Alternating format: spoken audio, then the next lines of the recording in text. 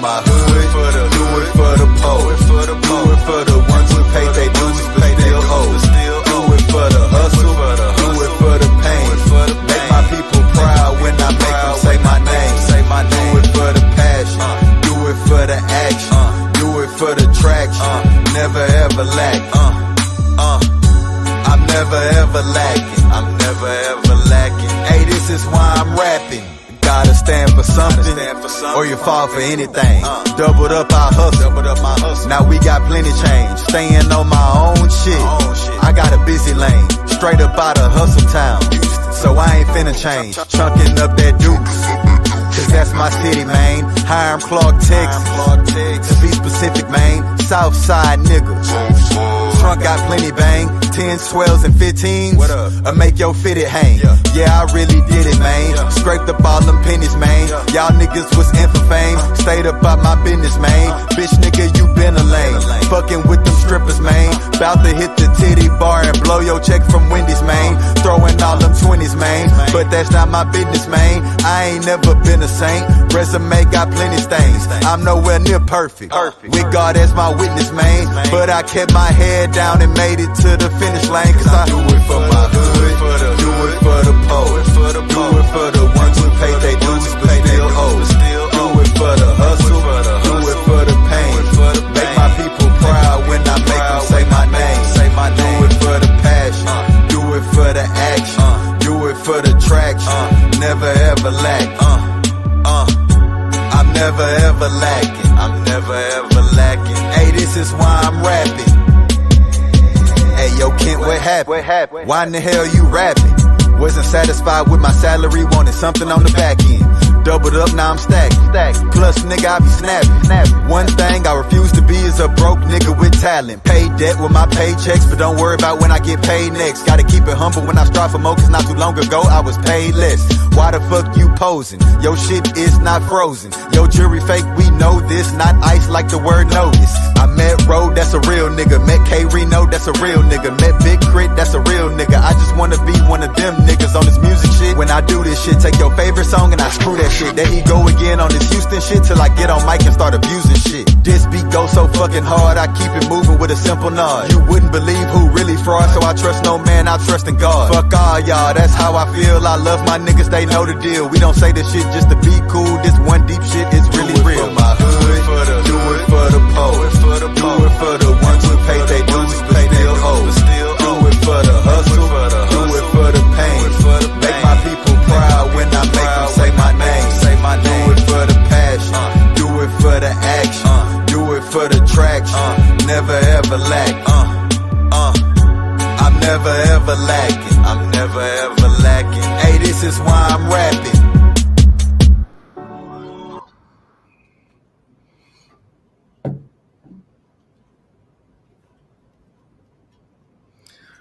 What's going on, everybody? Welcome back. Let me get this up here real quick.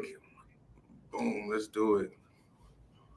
All right, man, as y'all can see, we have the pioneer, the legend, the man that paved the way and made some things happen.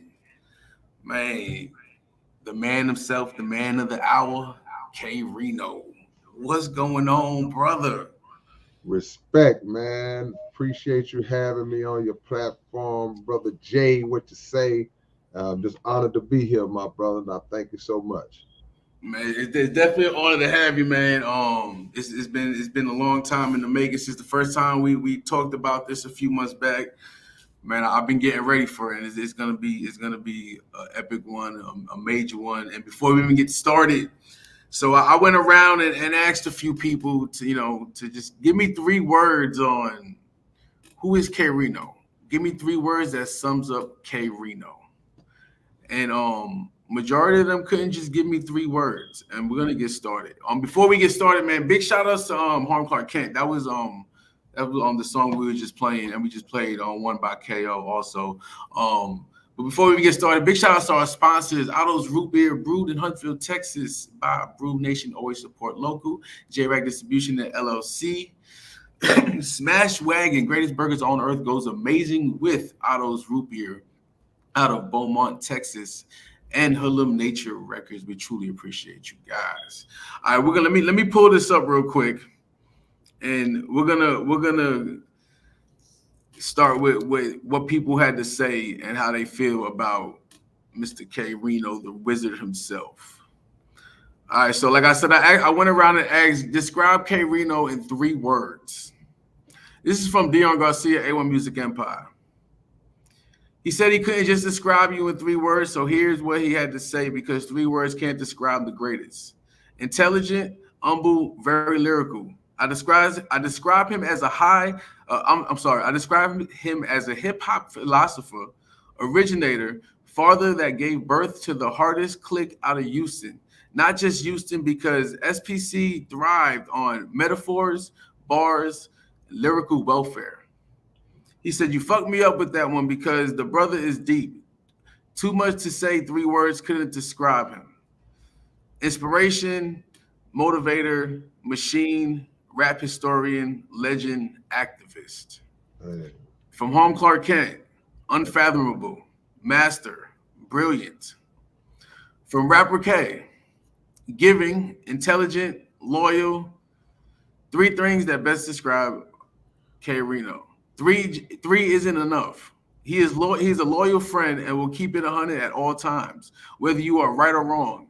He's very giving and always willing to help when he can without hesitation. He's one of the most intelligent people I know. I can go on and on about him. This is a team that gets used to loosely, in my opinion. But K-Rino is the true definition of a living legend. Okay, I gave you 4. Laugh out loud, Rapper K. This is from KO. Humble, intelligently greatness, intellectually intelligent. So those are just a few of how some of the close people in your life and people you worked with in the industry had to say about you. Yeah. How does that make you feel with so much respect you get? You've been in the game almost 40 years. Yeah. Well, the first thing I was thinking about it when you was reading, I just thanking God for it. Whatever we have, we didn't give to ourselves. Whatever qualities that we exhibit and display to the world, we didn't bestow them upon ourselves. God either deposited it in us, or we saw other examples of people doing those things, and we wanted to do the same things that we saw other people doing. So, to everybody who has some kind of say about me, I thank God about it. Because those are the homies, those are my brothers, and it's also serves as a reminder to keep doing it and to try to be better at it, because even when people give you props like that, you have to back up to understand that you're not perfect, but it's also motivation to try to be better. So I'm just grateful, brother. Just grateful. Amen. Amen. Let's get to the comments. Like, we got a packed house here. We are live on YouTube Music, and Facebook. We got Dusty Hayes in the house, always showing love. Always showing love. We got Fat Boy in the house. Fat Boy all the way from Louisiana, is always showing love. Man, Fat Boy said we got the GOAT in the building. K-Rino, the wizard. Everyone's in here showing you love, man. I love it, man. I love it. Man, we got KO in the house. Chaosity. see, humble, like I said, man. Yo, we got the legendary Mr. Jones in the house. What's going on, brother? Y'all check out the interview I did with Mr. Jones the other day, man. Respect. Man, this is dope. All right, so man, we're gonna take it all the way back. Everybody, we're gonna take a nice journey along his life, along his career. You know what I mean? Man, this is gonna be good. I'm excited about this. All right, let's start with this. What was it like growing up in South Park as a kid? Yeah, fun. Just a regular neighborhood like anywhere else. You got your good, your bad, and your ugly, but it was just fun. I remember just growing up, coming outside. I lived in an apartment complex. I lived in the dead end in South Park Village. So when you step outside, it's 1 billion people outside. There's always something to do. Football, basketball, just run around, whatever it is. So it was just a fun social experience where you didn't have any problems, where it's like, well, ain't nothing to do. It's always something to do. So Think about, my mother, my grandmother, who lived over there, and my grandmother helped to raise me along with my mother while she was working.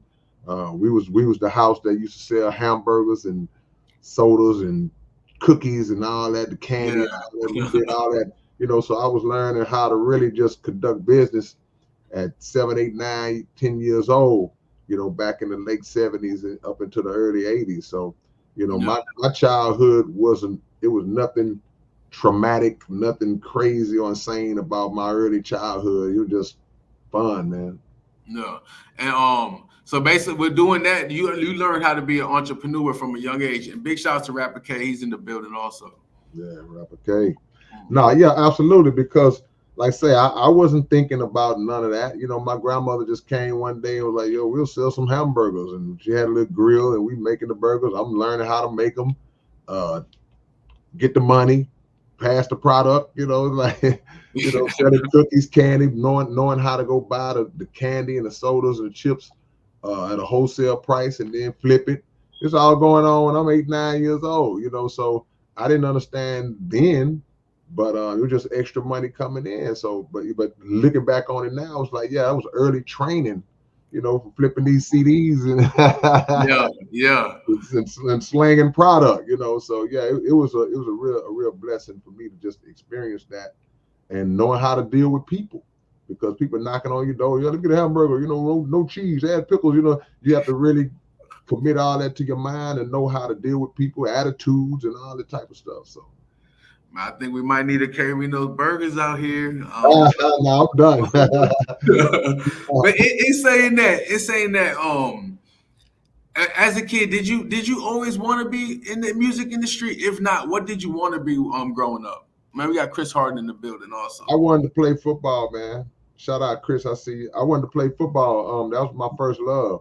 I fell in love with watching the Oilers back in the day, the Earl Campbell and Dan Pastorini and all them. And I could play. I was pretty good at the wide receiver spot. So that was my thing, all the way up until probably my 9th grade year in high school when I got cut from the team. I didn't make the team. When I didn't make the team, I was probably 2 years into the rap game at that point. And I just flipped over and say, you know what, I'll just go ahead and put all my energy into this rap. I like it. And I'm glad you mentioned that, because that goes perfectly into my next question. So would you say it's safe to say you kind of made your name around your neighborhood, freestyling and doing rap battles in school and throughout the neighborhood? Yeah, battles and rap contests. Battles, rap contests, and talent shows. That was it. But pre-social media, wasn't no social media, wasn't no outlets to be seen outside of who was there. Yeah, that was it. Whoever was there who saw it.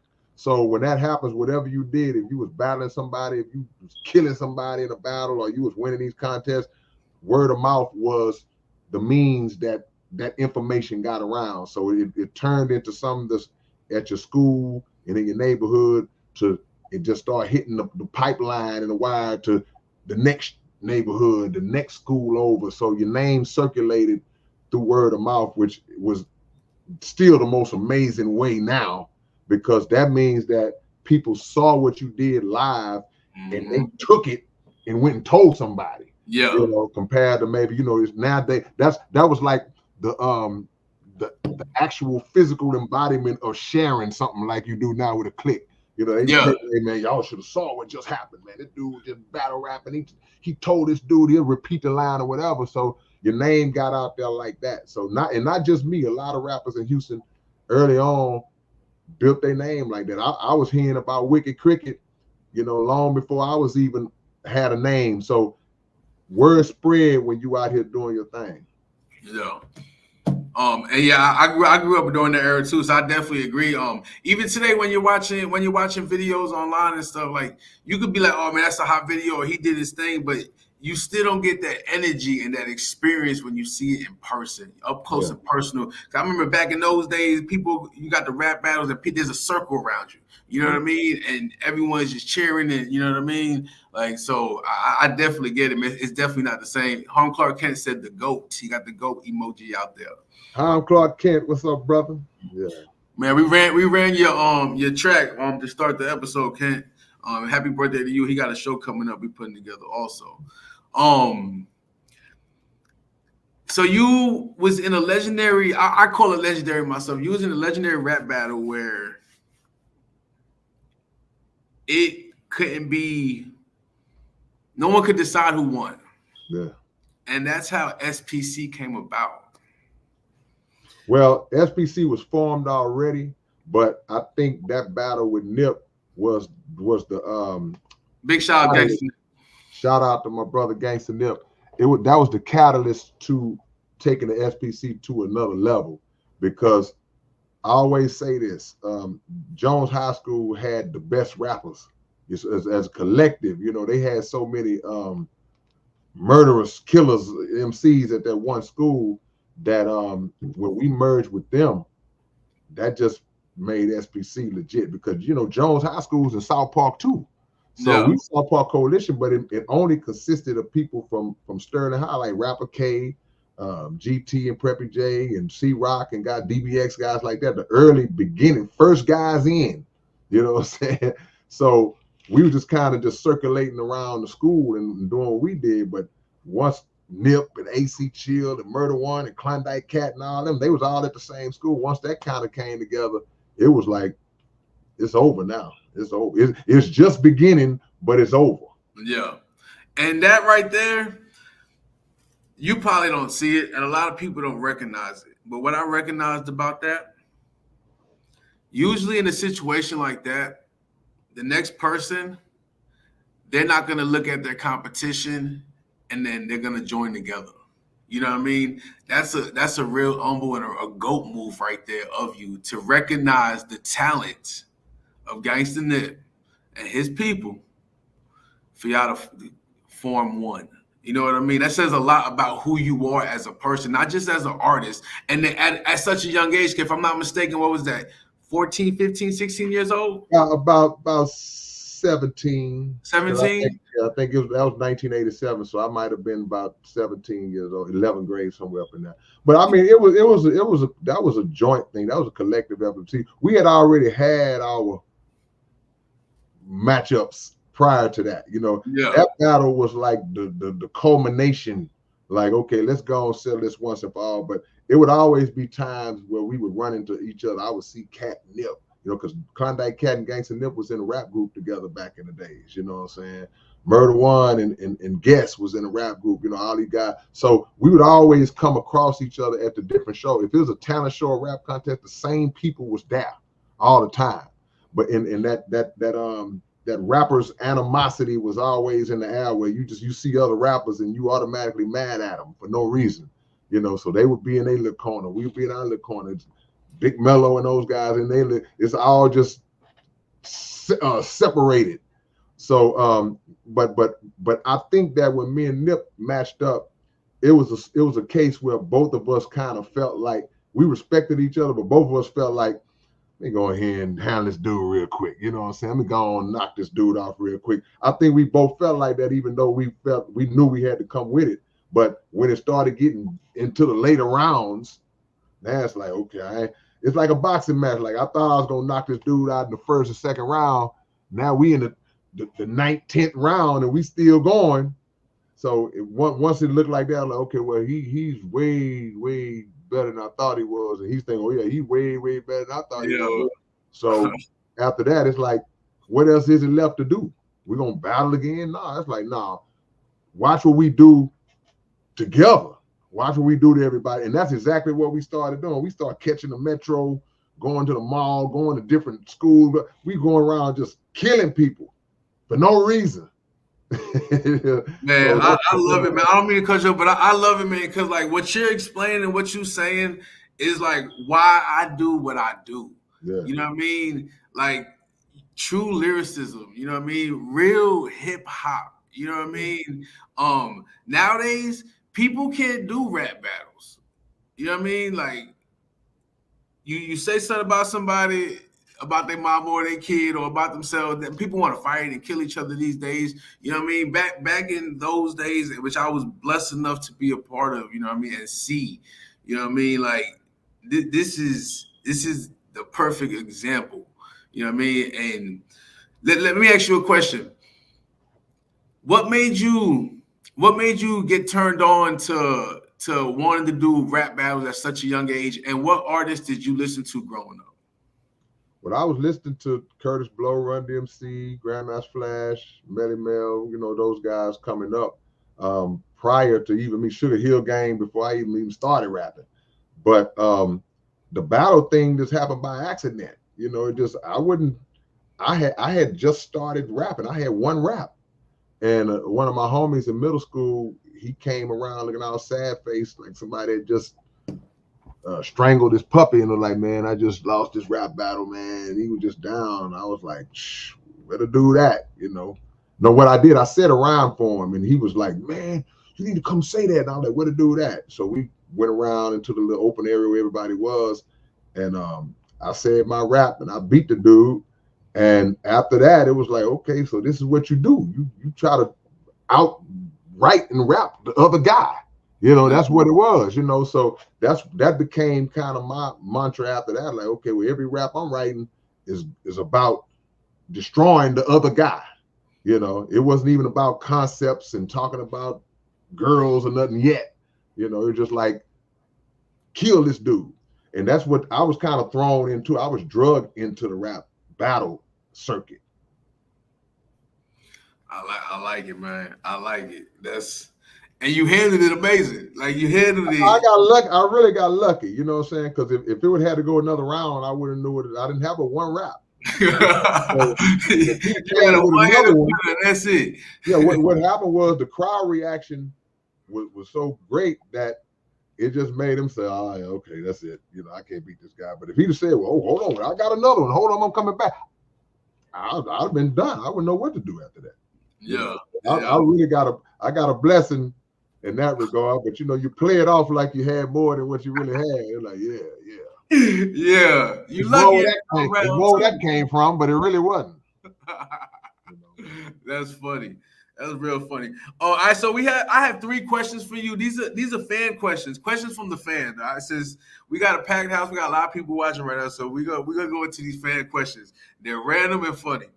All right. So if you could only eat one food for the rest of your life, what would it be? Either Navy bean soup or Olive Garden. Olive Garden. No, I'll take that back. It would be salmon with Navy bean soup. That's what it would be. All right, I love salmon. That's actually a good answer. I like salmon. All right, the next fan question is: if you were stranded on an island, who from SPC would you want to be stuck with? Stranded on the island, I gotta think of somebody who's handy, who knows how to good with their hands and build stuff that we gonna need on the island. Let me think. I don't know too many of us that's just handy like that. But it gotta be one person from SPC. Let me see. Maybe Cat, because Cat knows how to work and build stuff. You know what I'm saying? We can't be just out there because I don't know how to do nothing. I can't do nothing. So I'm gonna need somebody out there that knows that's a little resourceful and utility man. Yeah. Robert K might know. Robert K, he works in. He might know some stuff too. KO said with Nip you're gonna eat too. Oh yeah, but see, I might not want to eat what Nip kill. You know what I'm saying? Nip might kill a warthog or something. And last fan question. And I like this one. This is a good one. If you could have one historical figure over for dinner, who would it be and what would you serve them? Living or dead? Yeah. Man, I don't know. I would probably say I don't feel I'm worthy to have the Honorable Elijah Muhammad eating dinner with me, but that's my first thought. I would go with probably Sam Cooke. Sam Cooke. Yeah. Wow. Yeah. Wow. And what would you serve him? And what would you serve him? Let's start with that. What would you serve him? He gonna have some grilled salmon and bean soup. That's what he's gonna That's what it is. We don't do no pig and swine and all that. So yeah, he gonna have some Navy beans, good old salmon, maybe the veggies or whatever. We gonna hook him up. Yeah. Okay. Okay. All right. Man, let's go to your first album you dropped. Let's start with that. You dropped your first album in 1983. 87. Rocking it. 80 Yeah. Was it 87? Rocking it. Yeah. 87. Rocking it. You were still in high school. How was that? You know what I mean? Still being in high school, got a name for yourself already. Like, how was that feeling and you know what I mean, exposure at that age? How did you handle that? It was crazy because that's what it was. It was like, man, this dude is one of us and he already got a record out. It's like, dude, how'd that happen? You know, and I was like wondering how it happened too, but you know, because I didn't realize that all you need to do it was some money. You know what I'm saying? If you can pay for studio, pay for the pressing, you got a record. So we just pressed up a bunch of vinyl and we just gave them away. We was giving them to people at the school, and then we did shows, we would give them out. We didn't even have it in the stores. And we might have pressed up by 8 billion copies of it. You know? Well, you know, look, hold on, watch out. We still got a few remaining, you know what I'm saying? Man, we got a few of them left, you know what I'm saying? Y'all see that's it? dope. Yeah, so but that's what it was. These original copies, by the way.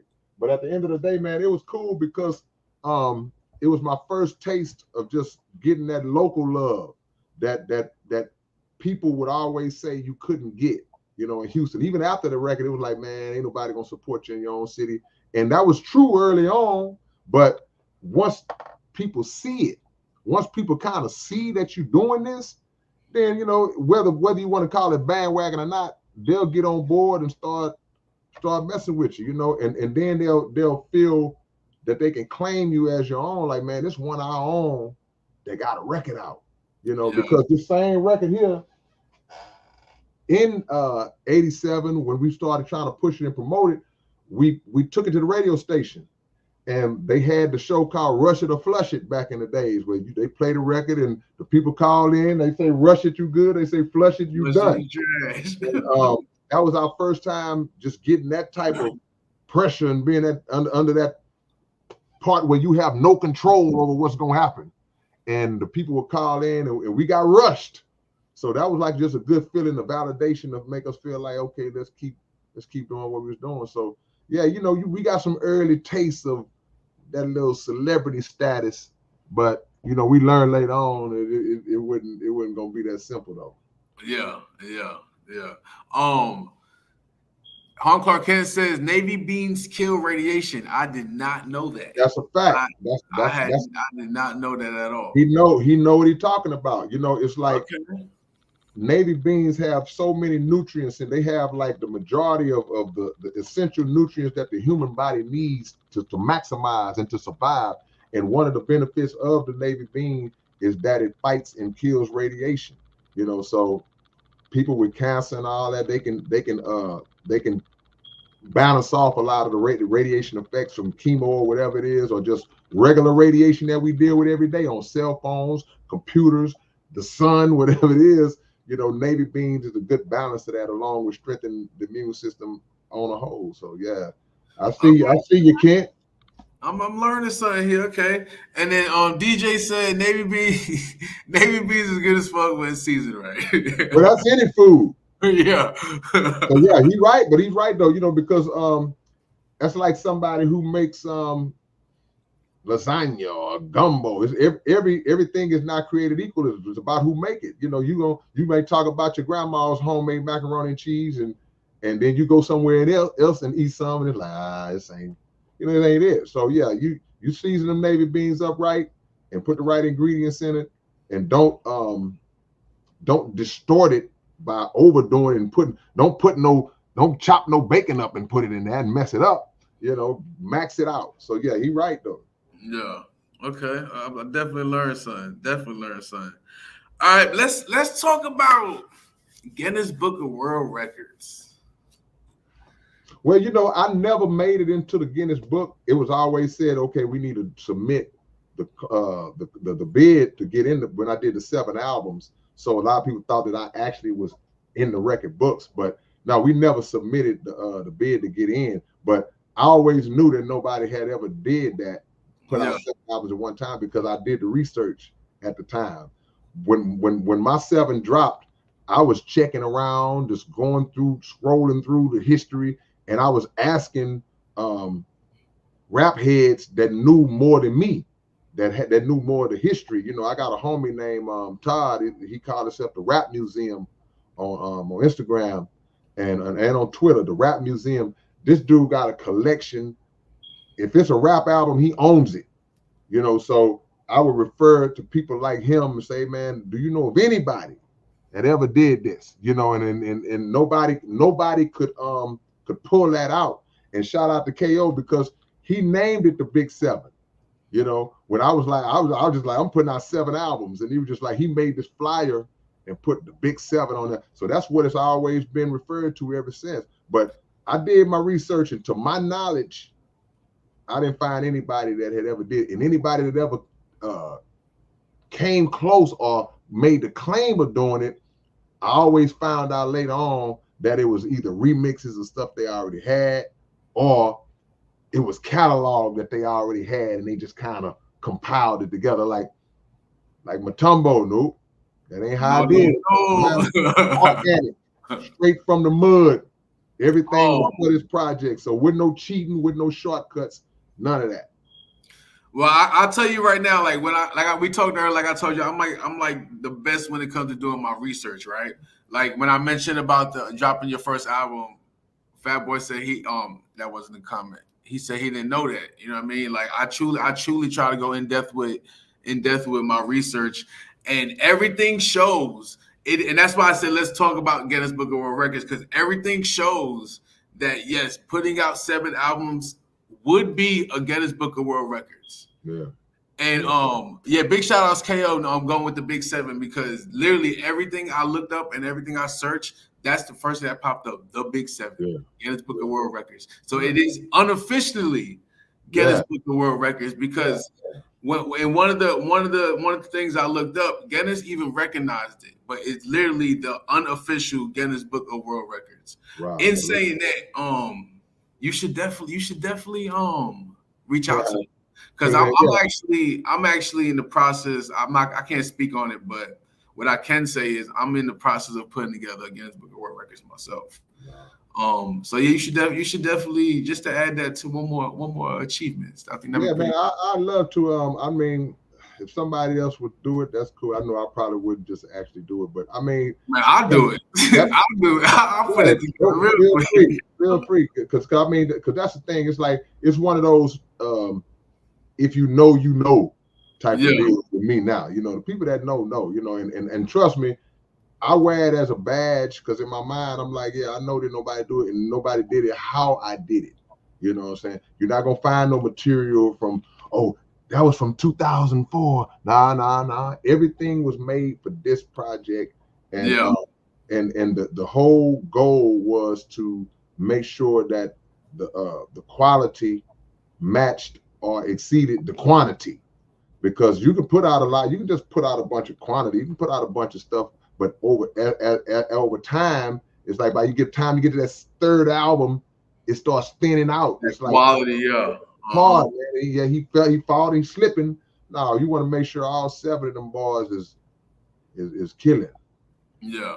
KO, I'm gonna call you KO tomorrow, man. We definitely gonna take care of this, man, because it definitely needs to be an official record and not an unofficial. But it is dope that Guinness still recognizes it, though. That's pretty dope still. I didn't know that, so yeah, that's cool. Yeah, they still recognize it. I want to speak on your book. Let me pull this up real quick. We're not going to speak too much on it because I want the people to buy it. Right. Life, lessons, and lyrics. I'm going to say, first and foremost, for just for a little background for the people that don't know, I actually, first time I met K-Rino was at the award show back in December. What was the Support Local Music Awards? And he was selling his book, and I bought his book that night, and I read it. I'm not gonna give my opinion on it yet, because I'm planning on doing a review on my podcast on this book. One thing I will say, this book is amazing, amazing. Like I said, life lessons, and lyrics. Like, this book is truly amazing. In saying that, what inspired you to write this book? Yeah. People was asking me for years when I'm gonna write a book. When you gonna ever write a book? You gonna ever write a book? And I was like, nah, I really hadn't thought about it because I didn't know what to talk about. I always had this in my mind, is if I wrote a book, it gotta be some incredibly intricately detailed, amazing trip through the cosmos. But it was just like, it just hit me. It was during COVID and everybody was sitting around with nothing to do, including me. So I was like, you know what, I guess this might be the better time than any. And I just decided to write a book, and it just simplistically came to me like, just write about your life. Just write about what you've done in the music, because the life and music have gone hand in hand with me. They've traveled right along parallel with each other and have merged. Of course, they become one, because you go through life doing music, then music becomes your life. So as far as with me, so at the end of the day, I just started from as far back as I can remember and just was telling my story, man. So, and then people seemed to have got some enjoyment out of it, so it was cool. It's definitely very inspirational, very, very inspirational. And yeah, I'm gonna say something. I never said this in public. Only a few people said this, but it was dope the first night meeting you. That was real dope to be able to, because you always been an inspiration to me. You know what I mean? And another reason why I go so hard, you know what I mean, and what I do for these underground artists, you know what I mean, you're another reason why I go so hard, because you, like I said before, you paved the way, you know what I mean, and you proved you can stay independent and still make it. Yeah. You know what I mean? And everything you do for the community, for the hip hop world in general, you know what I mean? It's super, super dope. So for me to meet you and then 5 minutes later win an award in front of you, you know what I mean? That was dope. You know what I mean? So I'm gonna put that out there. No doubt. You brought it home. I saw you were clean that night, too. You were clean that night. Man, I sure was though, huh? Man, we got DJ Doughboy in the house. What's going on, brother? Yo, big shout out to DJ Doughboy, man. He's been in the hospital for like the past month or so. He's dealing with some health issues. So big shout out to you, my guy. We've been praying, bro, and we truly, truly hope you get better ASAP, man. For real. Power up, Doughboy. Power up. For real. Dusty said he won Best Local Rapper 2022. That boy's a beast. We just did a little session on him on my mix earlier. I do my mixes from 4 to 6, and we ran like 5 or 6 of his songs. Man, we got my big brother tuning in, CEO A1 Music Empire, Dion Garcia. What's going on, brother? What's going on? All right, let's see where we at. You have paved the way. You definitely paved the way for a lot of artists in the industry. What would you say has been one of the most proudest moments in your life and career? Well, I mean, that's kind of still evolving, because what's happening to me, I'll say over the past 15 years is starting to be the acknowledgement from other great artists, not just in my city. I always had love, from the artists that come from where I come from.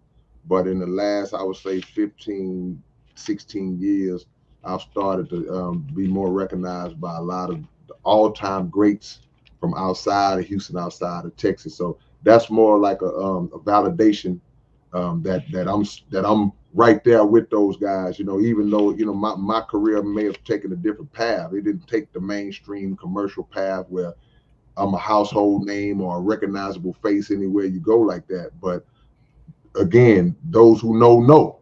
So when I started getting love from those cats, then it was like, okay, that's a proud moment for me. But just really simplified, nothing is ever gonna beat just the love you get from your local hometown people. Just walking through Walmart just pumping some gas, and people show you love and recognize you and give you props. So I'm thankful to them, and it puts a reminder in my head of the obligation that I have to whatever it is they see, whatever it is they love, keep giving it to them. Don't fall off. Falling off ain't an option. Big facts. Talking about that, man. Do you know how big of a following you have in Europe? Yeah, man. I've been over You there. have a huge following in Europe. Yeah. And that's an extension of what I was saying about the acknowledgement from a lot of the artists. It also, that category also is different categories, also the people worldwide, because when you first start off, you're just trying to see if you're good enough to get the homies in the hood to say you good. So when it extends beyond your borders, the borders of your city, and then of the country you live in, when it starts crossing that water. I remember a long time ago we did a song, and we did an SPC song, and Icy Hot from Street Military, he did the cuts on the record, and then somebody in Germany was showing love to the song, and Icy say, "Man, them cuts made it all the way across that water."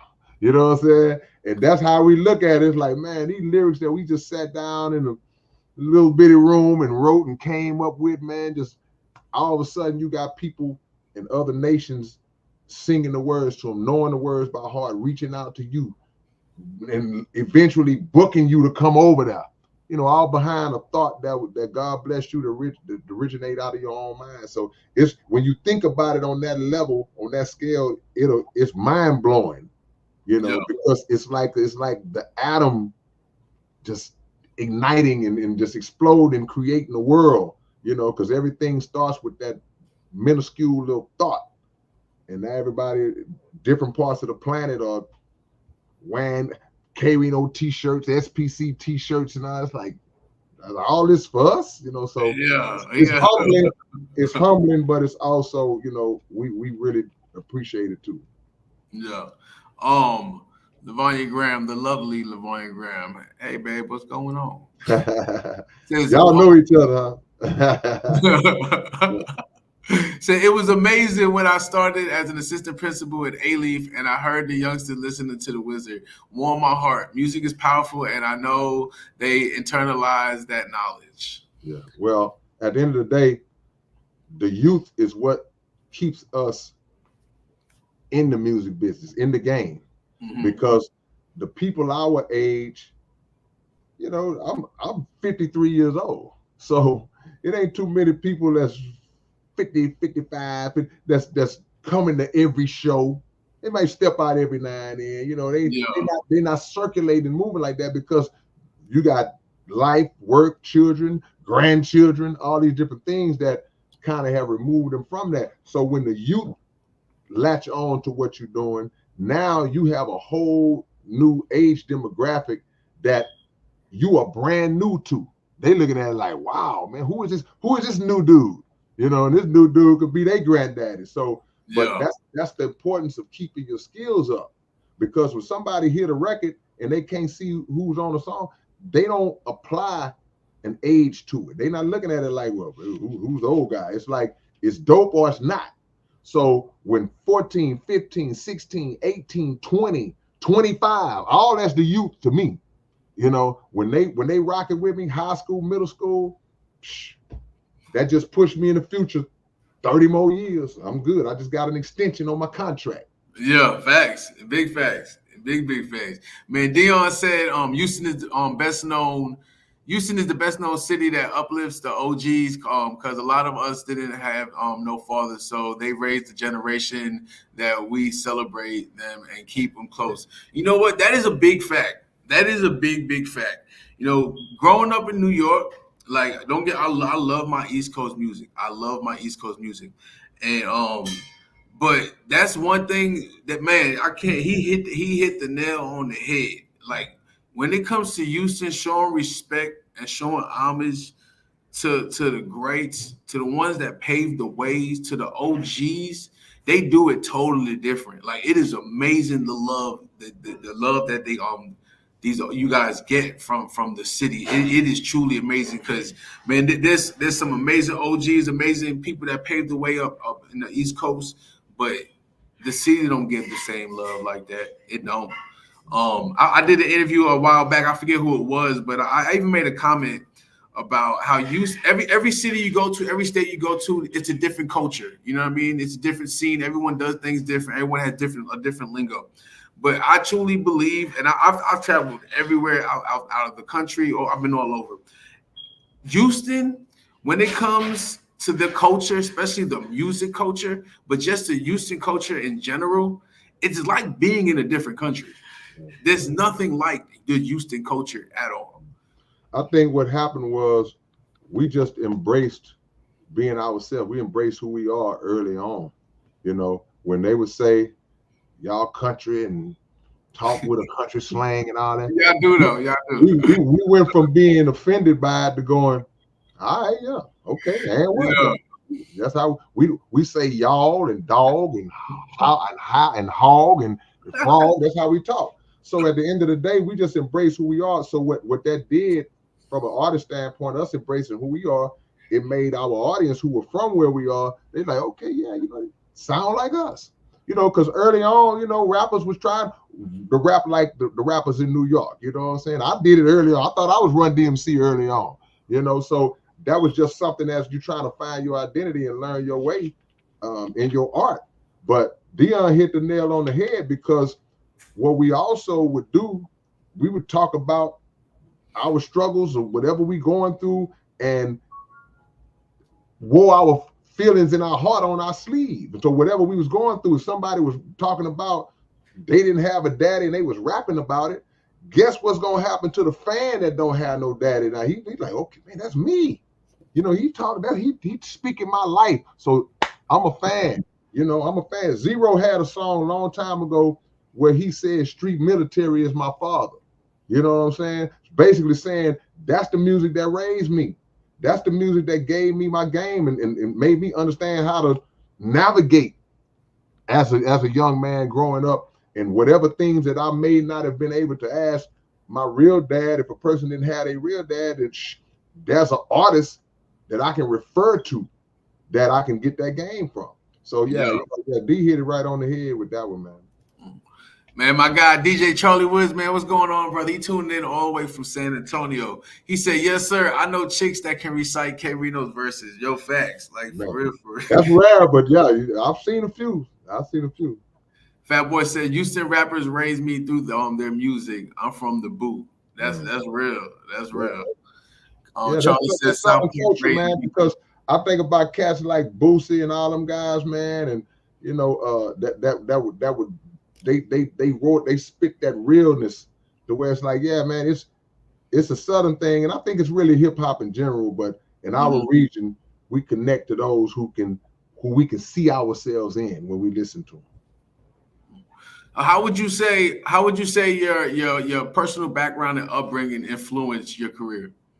It influenced it a lot, you know, because like I said, I grew up in a regular neighborhood, but that don't mean that it wouldn't. That there's some things that I ain't saw, you know what I'm saying? Yeah. You know, you're gonna see some things growing up in South Park, you know what I'm saying, living in Third Ward, you're gonna see some things. So my family and my parents, they instilled enough in me to make me not get involved in that. I wasn't the dude that was selling no dope. I wasn't doing none of that, you know, but I was with the dude that was, you know. And for y'all that missed it early in the episode, he wasn't flipping dope. He was flipping burgers. Yeah, no question. You know? Burgers at 7 years old with his grandmother. No question about it. But once you go outside, you know how it was back in the day. Look, man, you quit running in and out this house. You come in this house again, you ain't gonna be able to go back out. So now you ain't gonna see me for 5 or 6 more hours.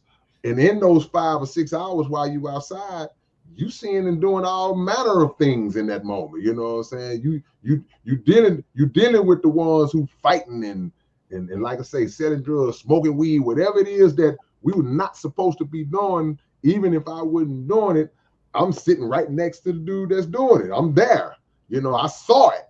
So at the end of the day, man, the environment I'm a product of my environment without being shaped by it or being influenced or taken in by it. You know, so that allowed me to rap about a lot of things that I rap about and think a lot of things that I saw, you know, mixed in with a couple of my own. Because one thing about it also in those 4 or 5 hours, you know, no matter how straight up you try to be, you're gonna get pulled into something. You know, you're gonna go through something on your own. It's something you're gonna have to deal with, and that's gonna kind of shake you up, you know, that you got to deal with. So, but it don't do nothing but make the music better, you know. Yeah. This is a nice 2 points right here. In the hood, but not of the hood. There it is. I like that. And then it's a good one right here. It said the connection with your grandmother, I'm sure helped to structure your childhood as well, right? Those connections to elders are so very important. Yeah, because you know, my mama had to go to work. So my mom went to work. Who I'm staying with? I'm staying with my grandmother. You know, me and my 2 cousins, we was at my grandmother's house. So, you know, a lot of the influence and a lot of the game, you know, it came from her, you know. So, and, you know, and I lost my grandmother way too soon, in my opinion. I lost my grandmother at 12 years old. I wish I could have had my grandmother up in at least to my adulthood, because I never saw my teenage years with having my grandmother around, which I think those years could have really been, you know, I turned out all right, but I felt like I may have turned out a little better had she been around a little bit longer. And it's funny because you think about time, and as you age and grow up as a man, as a woman, you get to a certain age. When you're young, you think certain ages are old. So if I'm 12, I think somebody that's 35 is just, man, he old, you know. But then when you get to 35, you like, man, that's young. Or if you hear about somebody that passes away at 40, it's like, man, he was young. You know, my grandmother died. My grandmother was 49 years old when she passed away. 49, you know. So I've already outlived her, you know. But at the time, I viewed her as, this is just my elderly grandmother. She's 49. She ain't even make it to 50 years old. So that's just, it just lets you know as you live long how young we really are. We're really young. I don't care if you're 60. You're young, you know. Yeah. I definitely agree, and I definitely feel that, because I lost my grandmother when I was 9, and my grandmother to this day has probably been the closest person I've ever been to in my life. Right. You know what I mean? So I always ask myself, or I used to ask myself, like, I know for a fact I wouldn't have went through, or my life would be different if my grandmother was around through those teen years, like you said, early into your adulthood. And I lost her when she was 47. You know what I mean? So, like, as a kid, that seemed old, but it's like, see, I'm about to be 37. You know what I mean? Right. It's like, that's not old. Like you said, you thinking 30s old. Now I'm in my 30s. I'm calling my elders, apologize. I'm calling them old. You know what I mean? Like, it's, and it's the same in rap. It's it's the same in rap. It's like, oh, he's 32 and he rapping. He keep on waking up, young buck. You know, you're 21 now, but you'll still be doing it when you're 35, and then somebody calling you old. It's how young and fresh you keep this. That's all you need to worry about. Keep this young and fresh, and you'll never get old. Yeah, that's facts. That's facts. I definitely agree. Man, we're gonna I want to talk about 2 recent collaborations you did, and I'm using these 2 artists because one of them definitely, you would never think you would work with this person, just because y'all styles are 2 totally different styles. But that also shows that your diversity. One is Afro Man. That's who I'm speaking of. How did that come about, and how was that experience working with him? A lot of my collaborations like that, with artists like that, come from a third party being involved. That's in the middle. That's probably a fan and supporter of both the artists, and they'll say, man, I want to put y'all together. It'd be dope to put y'all together on the song. So if there's a connection, so my homie Joe Hayes, he's connected with Afro Man, you know, and he's connected with me. So he was like, man, I got this track, and I got Afro Man, I want to put you on it. So that's how that came about. And I've been blessed to do a lot of collabs because of that, because that third party that was always present, that had love for both of us, and they put us together. Yeah.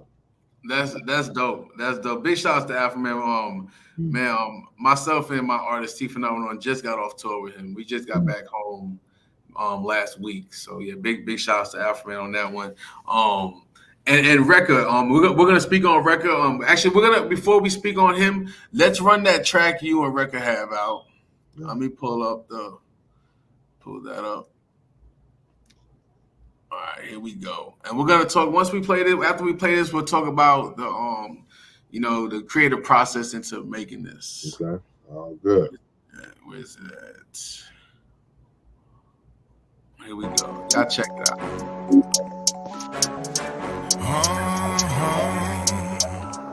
Who that you know gon' spit like this? Yeah, hip-hop blues with a gangster twist. I put the solid back inside the concrete bridge. Cover my gospel, people feeling like the wrist. Slipping on the way, but I'm bringing heat today. I put the praise back in church and I don't need a cave. Bigger than the apostolic trying to sell a plate. I fast forward myself and told time to wait. I'm a black man, if I cry, maybe look weak. I take your 2 nails and put them under your feet. I swim through with him and daddy laid me to be. Tripping on them like a stud that been knocked me. I grew my own planet, I didn't need no seed. Put my blood in my penis and I made it bleed. You can play the bass, but I'ma take the lead. You can have the juice, but I'ma get this weed. I got something in the G, so you can't face this. I'm stairs in the future. Right now it's a glitch. Every time I shoot a beat, bet record don't miss. I think it's your heart gonna make you some piss. Now put it to your piss and give yourself a kiss. On another ball gonna make you feel like this. Real life clowns really don't switch outfits. I bought half the hell with me, yeah, we coming with the blitz. Rap laws, spitting facts hard, yeah, they copy balls like they slash balls. Like wild damn, I'm a wild hog. You stuck in place like your life on ball. I call myself like you call the laws. I turn on the lights so I can see my flaws. Your life is shambles like a broke jaw. Don't act rack or better ask God. Keep whoever know you cause they coming for you.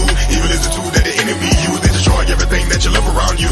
Killing our people, they corrupt. That was goose with a message and a movie to manipulate you. Do you know who they are when they approaching you? You work hard for the money, everybody gets screwed. They first construct murder, then they done with you. Keep whoever know you cause they coming for you.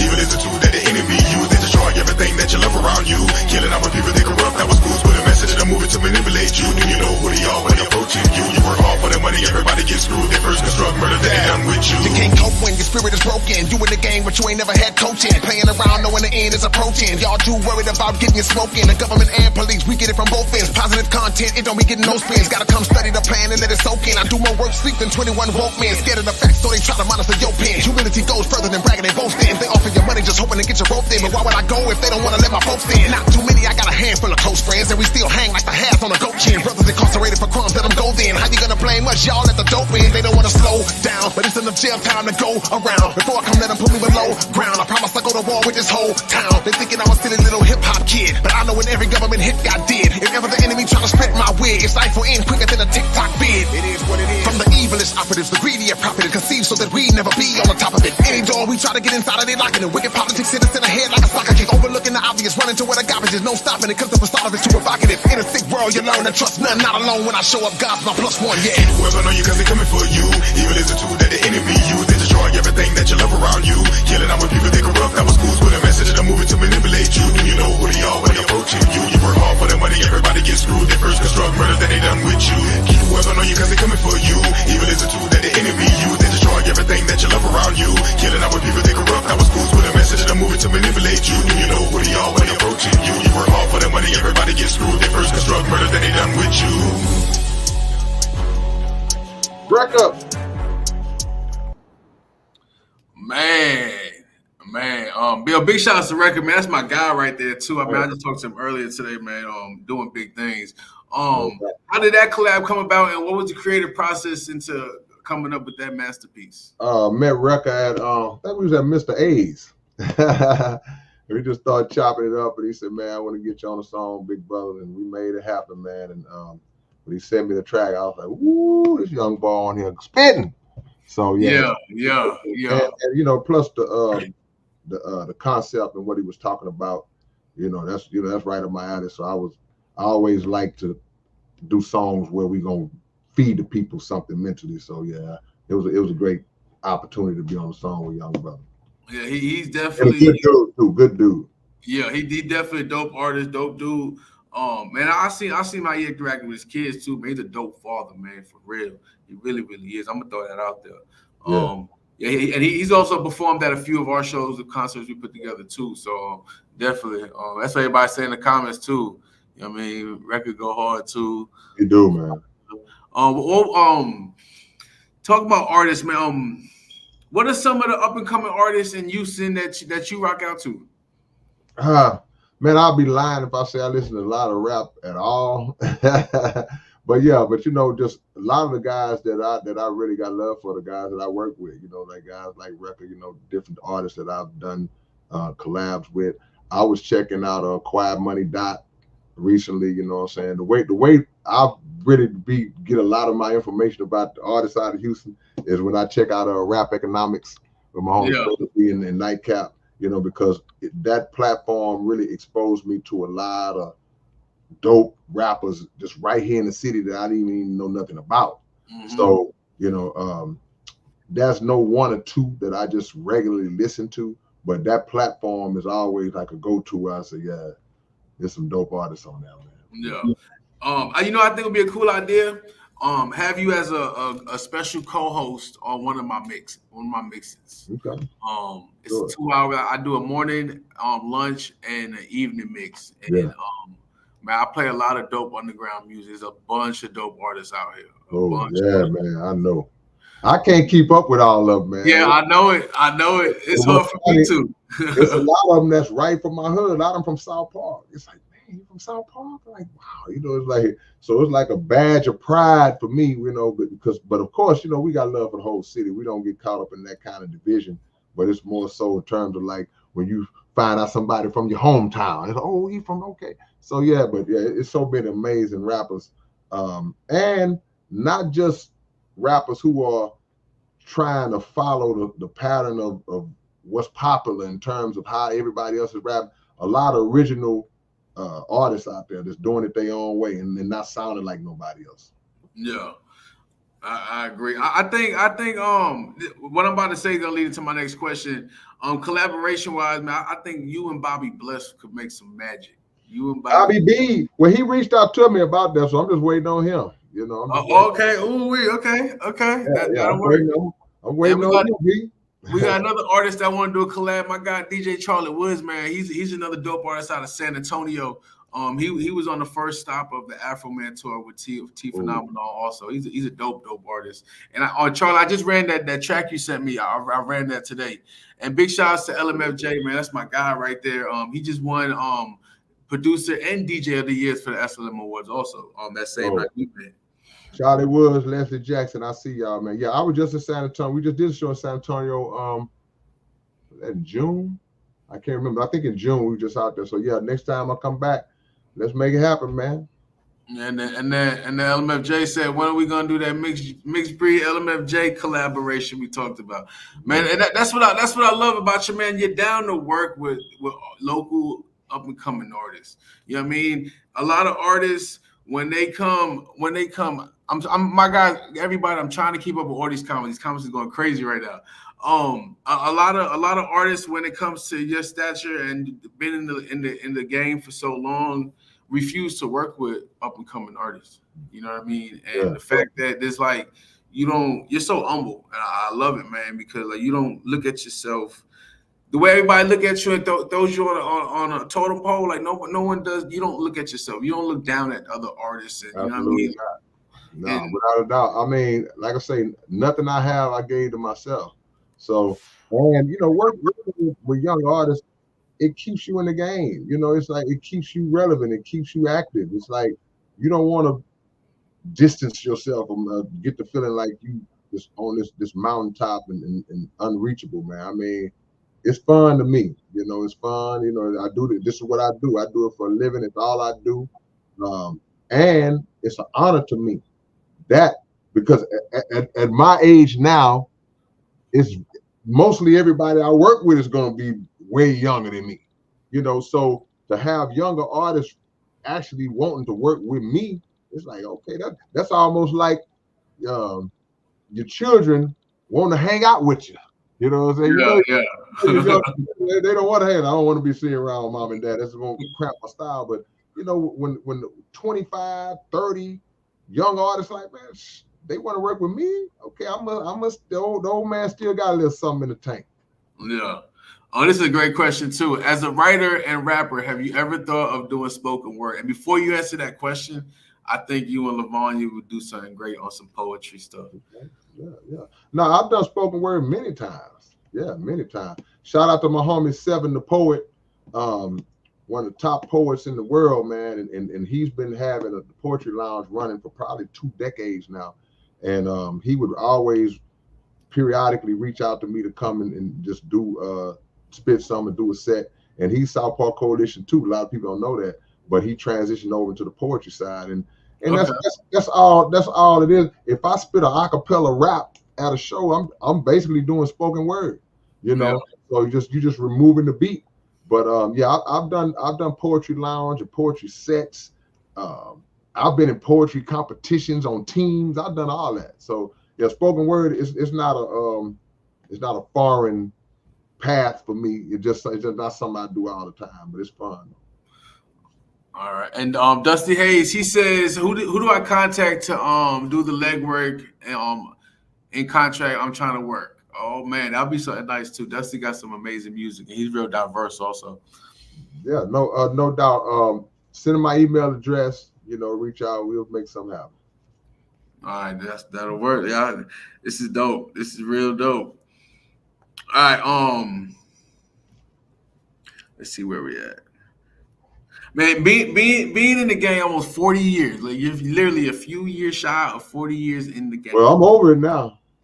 You're over 40 now? I started writing in 83. Okay. So first album dropped in 87. 41. Yeah, the first record dropped in 87. But as far as just being a rapper, I've been rapping for 41 years now. Yeah. Okay. So it's saying that what keeps you motivated to keep going? Man, the people, man, because like I say, the people are the gas in the tank. When the people come up and speak about a certain song, a certain concept, when they speak about the impact that a certain song had, that drives me. It's like, okay, I gotta do more of that. I gotta do more of this. Or it may spark another idea. Okay, well, you know what?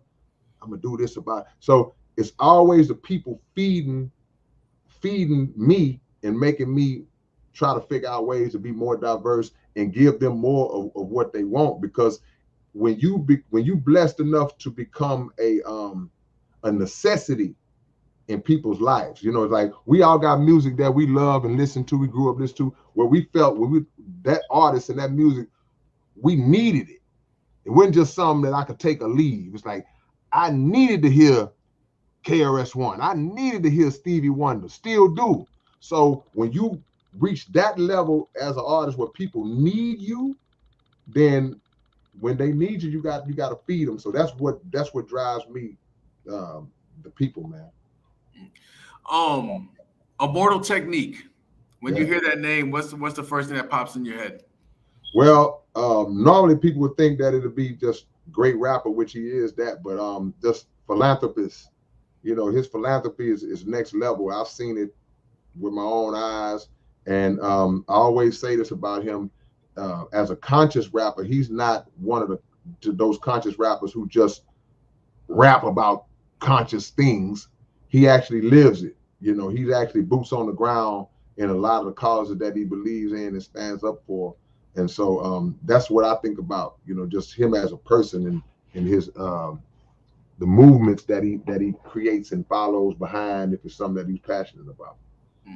So fun fact, and I bring him up because that's how I learned and found out about you through Immortal Technique back when I was 12 years old.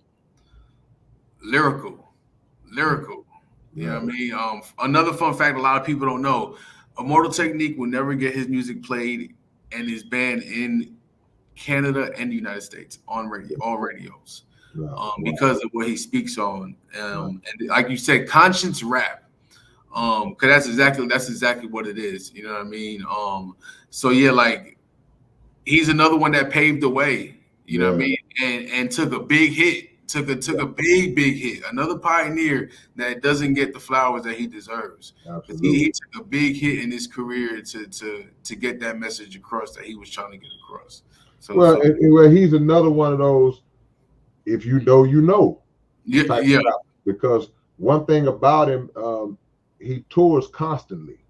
He's always on the road, and he circles and circles and circles and circles around. And all his shows, the people come out, his fan base, his core audience come out, and they support him. So Yep. even without the commercial radio and those spins and all that, it doesn't stop you if you are rooted in the realness. If you're rooted in the realness and you have the core audience that have attached to you, they're not going nowhere, you know. Yeah. And just thinking about it, more technique, it made me think about Chino. You know, shout out RIP to Chino XL, man, because you know they rolled together. Man, yeah, man. They did those shows together, man, and I was blessed to be on a few of those shows with them, you know, in different cities. So you know, definitely respect to one of the giants in lyricism of all time, Chino XL, man, and respect. Without getting too personal, could you give us a story or a memory from being on tour with them? Well, I mean, all I can pull from them is just the humility and the realness. You know, everything that Immortal Technique told me he was gonna do, he did it. There was not one thing that he said, from paying me all the way to we did a benefit concert in San Antonio after Hurricane Harvey hit, and he was like, he contacted me. I was the first person he contacted, like, hey man, how do we do this? What I need to do, whatever. And he's like, man, I want to donate all of the proceeds to different organizations, grassroots organizations, for hurricane relief. You know, he didn't take it to the Red Cross. You know, he didn't take it to whoever. He found organizations where that money was going to get straight to the vein. And the next day after the show, him and Chino and a couple other guys that were traveling with him, they came down to Houston. They hit about 4 or 5 organizations, and then they reached out to me, and they came with the organization that I suggested, which was the Nation of Islam, and they came and they broke bread with that. So just anything that he said he was gonna do, it wasn't about no money. He did that, and people like that are examples of how, yeah, we do this for a living. Yeah, we make money off of it. Ain't no secret about that. We trying to get that bread, but certain things are bigger than the money. You know, certain, when it comes to people and the struggles of people and the plight that and the oppression that people are going through, when they need resources, if you're able to use your name and your platform to acquire those resources and distribute those resources, then we got an obligation to do that. Man, I like it. You over here preaching. I like it. And I'm glad you brought up Red Cross, man. Everyone stay away from Red Cross. The Red Cross keeps 97% of the donations. So to break it down even more, for every dollar you donate, they keep 97 cents. You know what's crazy? And I was reading about that a few years back. The number I saw was like 80 something. So if it's 97, that's like, woo, they might well just keep it all. why kick out the 3? You know, that's like on Harlem Nights when Della Reese was mad because they just left a swallow of juice in the thing. Like, you might well drunk the whole thing. Yeah. It's an insult to leave that little corner of juice. It's an insult to just, we're gonna give 3%, and you got people out here donating hundreds of thousands of millions of dollars to what a lot of them believe are going to a right cause, and that the people are benefiting from this money. If you remember back during the times of Harvey and other just natural disasters and calamities that may have hit the city, I can speak for Houston, man, a lot of that work, a great majority of that work was just done by the people. The citizens was going out, getting groups together and cases of water and supplies and hygiene, putting tarps and stuff. The people was doing a lot of that work. So if you've generated 60, 70, 80, $100 million that's supposed to be for relief, but we still riding around seeing the destruction, is like, where that money go? It goes to what Jay Reckless just said. And think about that, 60, 70 million dollars. The people are seeing 3% of 60. I don't know what that is, but it's not much. Big shout out to my dad, man. He said, good evening, my brothers. I see it, EG. 3% divided by wherever they kick it out. It ain't like, see, if you got 3% of $70 million right now for you, okay, that's pretty, all right, that's cool. That's a nice little piece of change. but that 3% is divided and spread out among the populace who may need the relief. So yeah, they ain't slick. Yeah, they ain't slick at all. And the Hong Kong Cat said, don't be rounding up your order to donate either. somebody in the comments right now, somebody look up what is 3% of 60 million. Somebody put now I'm interested. I need to know what is 3% of 60 million. Oh man. Come on, man. You gotta look. 10% of 60 million would be what? 6 million? That would be 6 million. So 3%, you kind of bust that down. It may still be what, 1 or 2 million. It's a lot of money for an individual, but as a whole, it's crumbs, man. 1.5 million from Fat Boy's calculations. 1.5 million on $60 million of donations. Divided by how many people? Exactly. Divided by how many people, and then how many people are going to get left out. So once you touch your part of that 1.5, you might get 400. So yeah, it's a scam. The people are always the ones who step in the gap and fulfill the needs of the people. That's how it's always been, man. Dusty said the math ain't math. It ain't, brother. It ain't math at all. It's really not. At least not for us. Yeah. Yeah. For real. But you being around for a nice little minute, you've been through ups and downs. What would you say has been a significant lesson you learned in the industry? I know I asked you that earlier about life and everything. What would be a significant lesson you learned in the industry?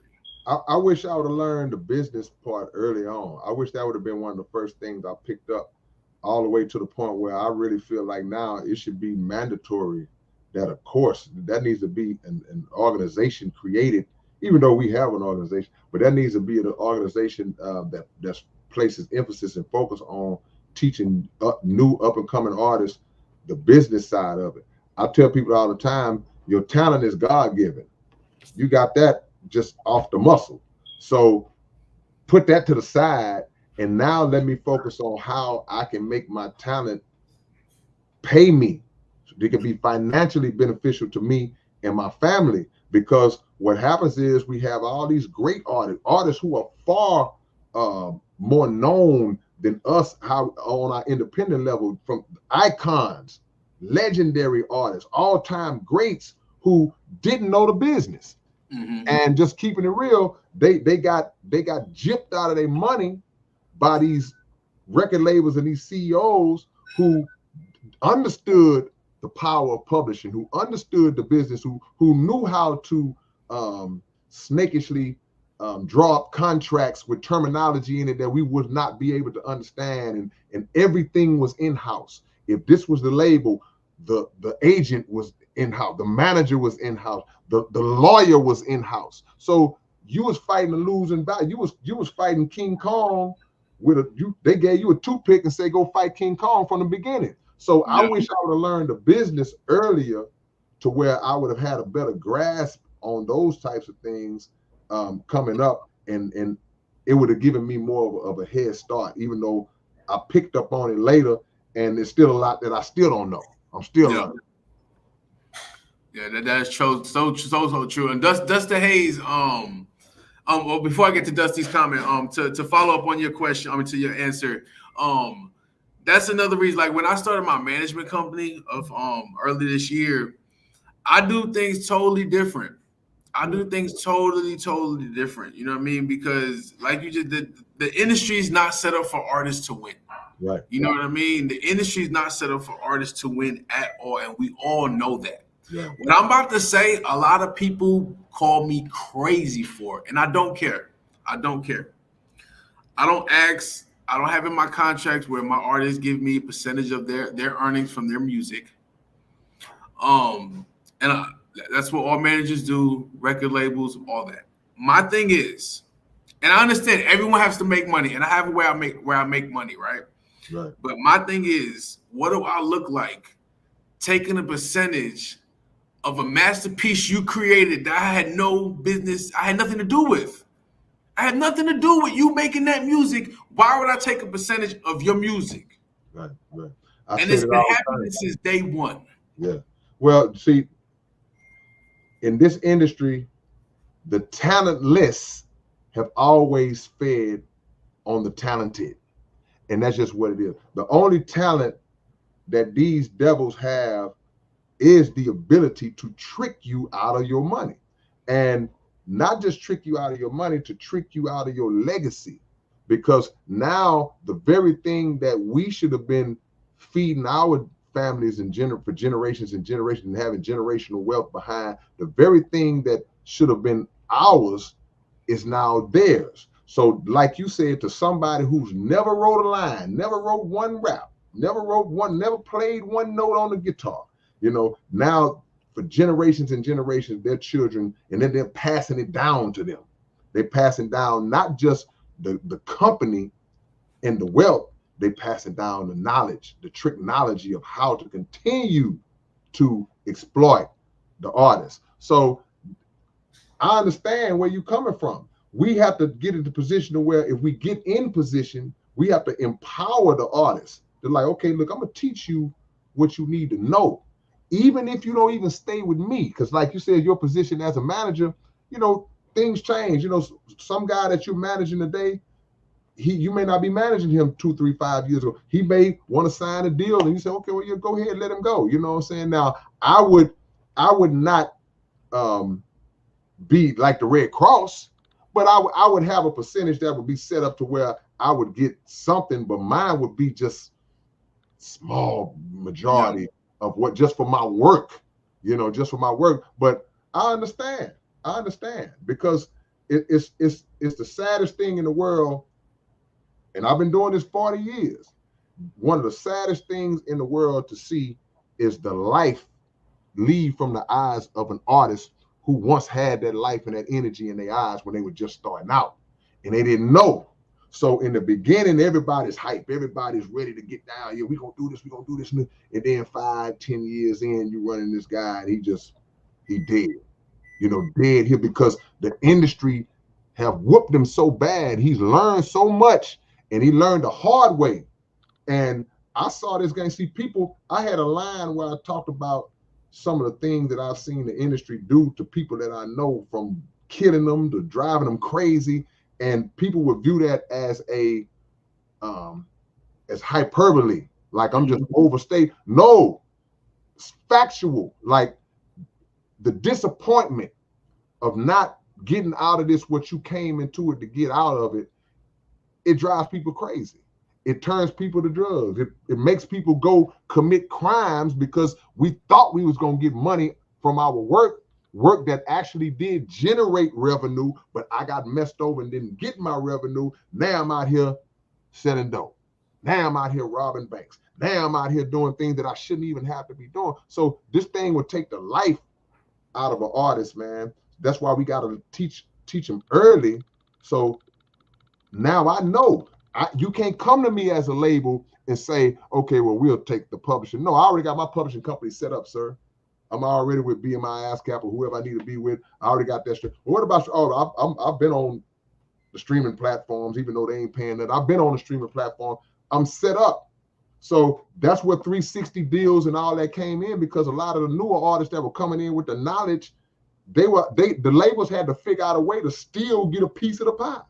So now I got to get a piece of your show. I got to get a piece of your merch. I got to get. So I mean, it's a new day, man. But the young people are the ones who waking up. They're the ones who waking up. A lot of the old heads are still kind of caught up and not knowing what to do. That's true. That's so true. Hey, Dion, your last 2 comments, man. I just learned something new. I'm definitely gonna call you after this interview, man. I want to talk about that. I just learned something new. That's what I love about it. People who are so insightful and learn a lot of shit every day. That's why I like the circle I keep around me. Like, and Dion is definitely like one of my mentors for sure. Man, what do you believe is the biggest challenge facing the music industry, and how can it be addressed? The biggest challenge is the lack of ownership by the artist.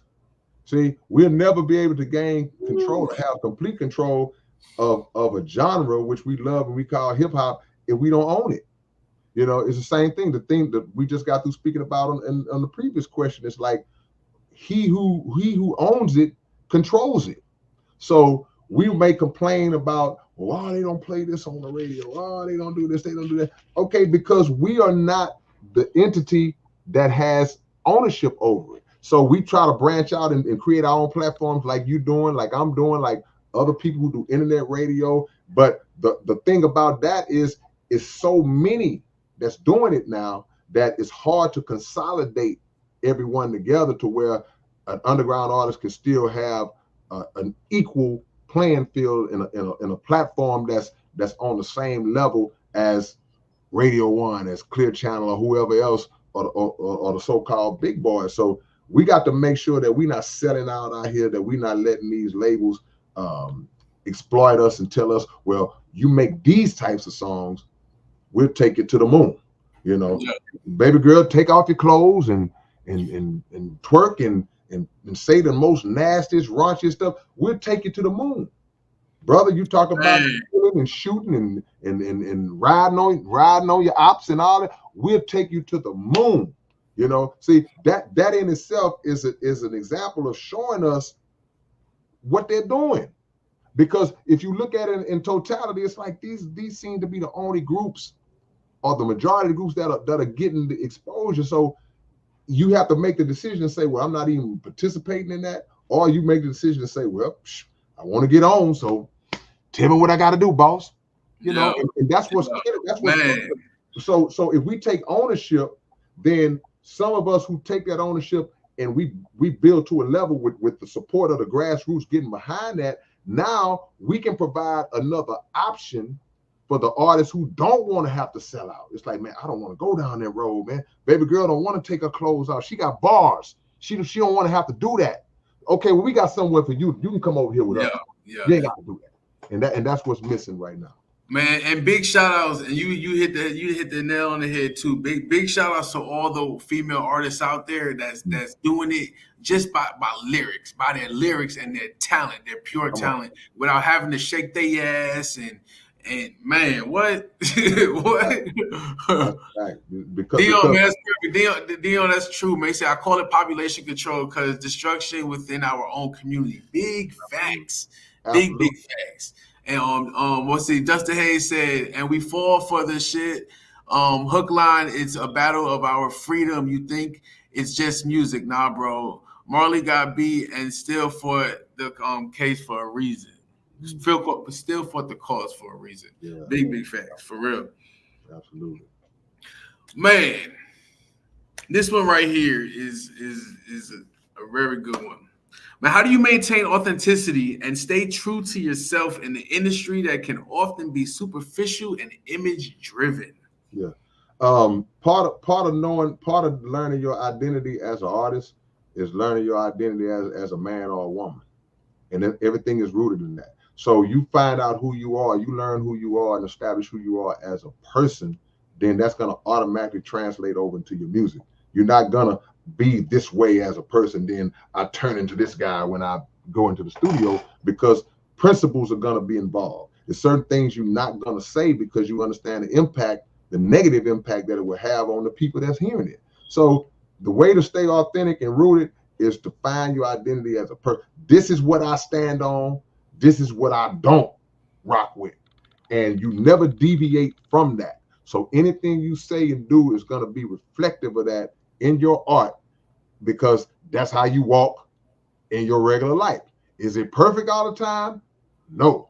But the ratio, you want your ratio to be, well, you know, I'm 95.5, but that's the key to it, man. That's the key to it. The peer pressure exists even for adults. You know what I'm saying? So if people are telling you, well, man, what you're not doing, what you're doing is not working. You see how he did that? You see how they did? See, look where they at now. Then you start to succumb to that kind of pressure to feel like, well, maybe I do need it. Nah, that's not who I am. It's not who I am. You know, people have told me things for years, all the way down to how I need to dress as a rapper. Oh, you don't dress like a rapper, man. You gotta dress fly. You gotta do it. Like, I don't feel comfortable wearing them kind of shoes, man. I don't want to wear that. I don't want to do that. I gotta be me. If I step on the stage with this little flimsy t-shirt on, I'm comfortable. That's me. I'm a max out being me, and I'm comfortable being me. And the people are not stupid. The people can recognize and see through fraudulent movement. It's like this dude just trying to portray an image. He's trying to look a part that's not really him. I'm gonna respect you. Oh, that's how that dude came on stage in some hooping shorts and some flip flops, and got the mic and killed it. Do you? Yeah, facts. Big facts. Man, big shout out to Monica, man. She's in the building. She said, hey, what's up, K-Rino? Much love from the queen. This is Queen of A1 Music Empire in the house. What's going on? For real. Respect, Monica. Man, Fat Boy said the music is raising the next generation of fatherless kids and destroying our future. You know what? That is so true. And I was gonna make a comment earlier, and I didn't want to because I really don't like name dropping. But man, after this comment, I gotta say it. Fat Boy, that is so true. I seen an article the other day with Sexy Red going to talk to kids in the elementary school. You know what I mean? Like, why? Like, if you're gonna book an artist, do you not listen to their music before? You know what I mean? And it's like, but it's all about the agenda. You know what I mean? What they're feeding the kids these days. Right. You know what I mean? It's everything starts at the top. And the same way we talk about the label heads who are responsible for the content trickling down through radio, through the visuals, getting to our children, that's an agenda. But when you get kind of in the middle, when you get to schools and things of that nature, it's still a top shelf in those levels too. And that's the principals and who the superintendents, whoever it is that would allow that to kind of slip through the cracks, because the question has to be, okay, well, if this is school, what are these children here to do? They're here to be educated. They're here to learn, supposedly learn and become better. So the question would have to be asked, okay, if we bring this sister in to speak, what's going to be her message? We have to vet that. We got to say, okay, we'll contact the sister because we know how she get down. So what's going to be her message? Is she going to come in and say, well, look, y'all don't have to do it the way I did it. I'm here because I love y'all as young people and blah, blah, blah. If you come in like that, you're dressed properly, maybe we will let you come into the school, because you can still be an example of coming from the mud and being somebody that's recognizable, that's successful, that got some money, regardless of the means. It could be an inspiration to say, okay, well, yeah, she's from my neighborhood, she's from this, but you can't come in with that message, and it ain't no disrespect, it ain't no condemning or bashing the sister, because she's just a piece. She's not at the head of her whole persona. She's not the first or the last that the industry crafts and pushes out. They're gonna use her up and throw her away just like they did everybody else, And a lot of the sisters and brothers that wake up later on, they'll come to understand, well, man, yep, they played me, But once her viability is gone or starts to decrease, they're gonna cast her to the side. So, and last point on that, we also have to take our role in it too.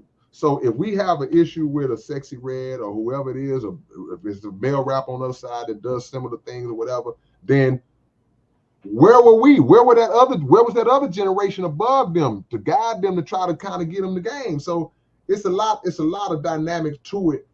But I do agree, don't come into the school with that message. Don't come into the school with that message.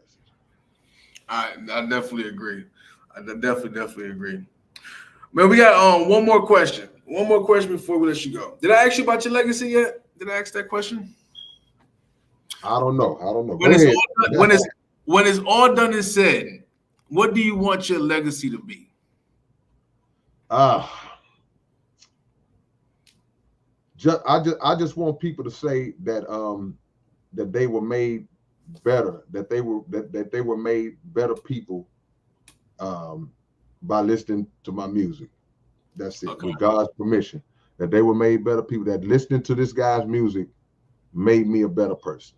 And if that's the legacy, then it is what it is. Mixed in with he was a pretty good rapper, I like it. All right, this is the last question right here. Man, what advice would you give to the next generation pursuing their goals and dreams? Don't compromise your actual self. Find your actual self and don't compromise it. It's no amount of money that's gonna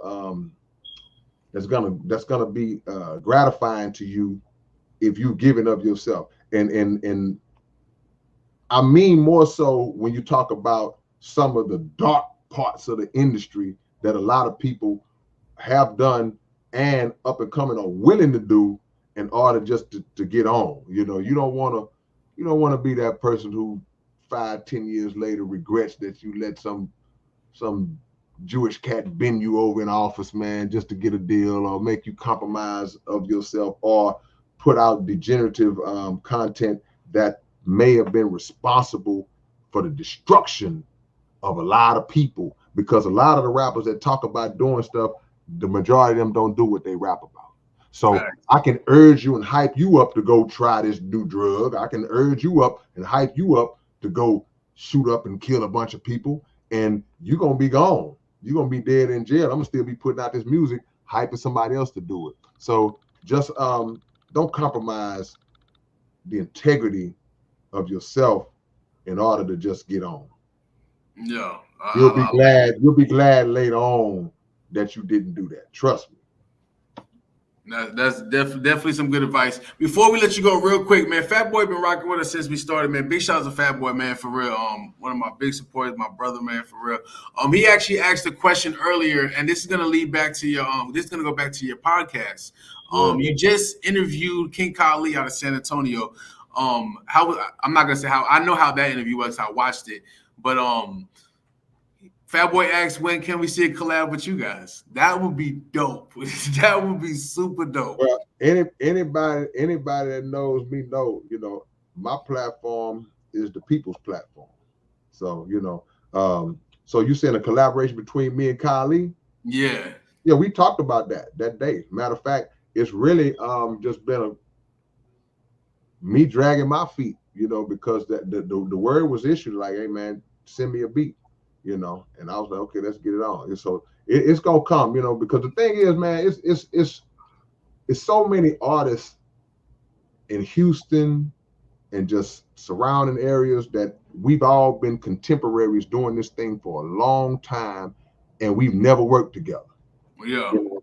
And one of my biggest regrets that I ever had was not doing a song with Big Mello, you know, and Big Mello was my brother from long before any of us was so-called known or whatever. You know, I've been knowing this man since we was in high school, and all the way up until he signed with Rap A Lot, and I had my label doing my thing, and we were both out there, and we never did a song. There's no song out with me and Big Mello on it together. We knew each other all those years. So anybody that I can think of that I haven't done a record with out of Houston, or even just close by, that I'm affiliated with in any way, we got to get some work in, man.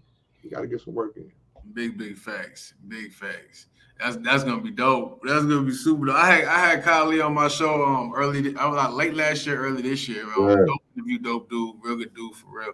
Hong Clark Kent said, man, I just want to say I met you in 2014. You pulled up on me in Pearl Homes and sold me tickets. I was in college. I have gotten 2 degrees since then in music and education. Big inspiration. Man, no doubt about it. Yo, big shout outs to my guy Harm Clark Kent, man. I get what I'm about to say. I get chills every time I mention it. Every time he performs at one of my shows, I always speak on this. Anytime I speak on him, I speak on this, because he's another example of he's not just an amazing artist. He's an amazing dude. You know what I mean? He's a teacher. He's a music teacher for kids. You know what I mean? He truly. He's one of them teachers that truly care about his job. It's not just a job to him. He cares about these kids. You know what I mean? A while back, and I'm that friend and that person. I'm gonna boost my people. You know what I mean? He's not gonna speak on it and boost it, but that's what I do. That's why I'm here. You know what I mean? And like one I don't know if it was Christmas or something. He bought one of his students an instrument. You know what I mean? But like this man truly cares. You know what I mean about these kids. Man, that's a beautiful. See, and that's a rarity. Dude. That's a rarity, especially in the educational system, because in the education system and in like juvenile detention in that realm. It's just a paycheck to a lot of people, but it's good to know that about Hiram Clark Kent. I got a brother, my homie, Mr. E, teaches over at Royal Middle School.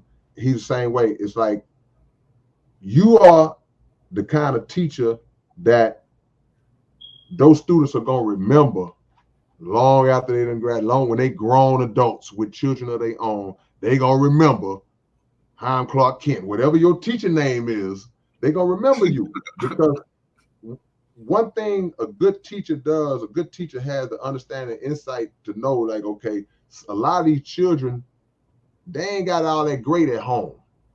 As far as maybe chaos in the home, as far as maybe resources and money, kids coming to school hungry, so all of these things, a teacher with a keen eye recognizes it, and they'll step into the gap outside of the parameters of the actual job description, and they accommodate those things. So you'll be the one that they'll be talking about and telling their children, because bro, you changing lives out here. Whatever, when you stepped out the way and spent your own money on what you did, that child ain't gonna forget that ever, never. Yep. 58 years old, you'll say, I remember I had a teacher, man. So I mean, God bless you, brother. Keep doing your thing. Real good dude. I see all the comments, guys. We're not gonna be able to get to all of them, but Dion made a comment. He said, again, he wasn't here in the beginning. He said, you asked me to describe excuse me, K-Rino in 3 words. I went through all those. If you guys did not catch the beginning of this interview, actually, you know what? We're gonna do things different because this is my show and I'm allowed to do that. So we're gonna do a thing. This is how we're gonna close out. We're gonna close out on. Actually, before we do that, big shout out to Hiram Clark Kent. I'm putting together his birthday badge. He reached out to me to host it, which I'm definitely honored to do that. As soon as I talked to him, I'm like, man, let's make it happen. But Hiram Clark Kent birthday bash, August 24th, starting at 6 p.m. at the Social Circus 211, aka The Office, 14571 South Main Street, 77035. We'll be promoting it and we'll be on the radio pretty soon to promote that. Flyers be out. Everybody come and party with Kent. It's gonna be dope. We got a dope lineup of artists too. So yeah, let's go ahead. We're gonna go ahead and end this. We're gonna end it how we started it, because this is amazing, man. Like I said, for what I'm about to read out once again. For the respect you get, the love you get. You know what I mean? Oh, fun fact, your following Colorado is huge as hell. It's amazing. It is amazing. In Oklahoma too. Wow.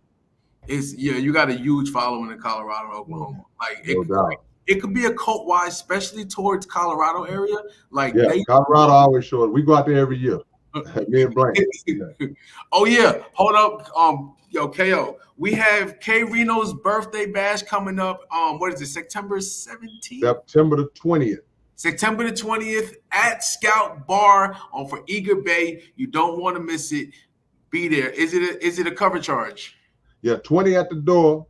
Doors open at 9. And we're gonna do our thing, man. Your big brother gonna do his thing, man. Yo, I will. If I'm not on tour, I'm about to be going on tour for a 20-city tour. I'm actually hosting a 20-city tour coming up for a big name artist.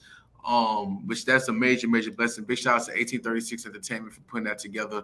So if we're not on tour by then, I will definitely be there. Definitely be there. Love, definitely. And if you need me to, I can go live and record all the artist performance on the podcast. Yeah, all good.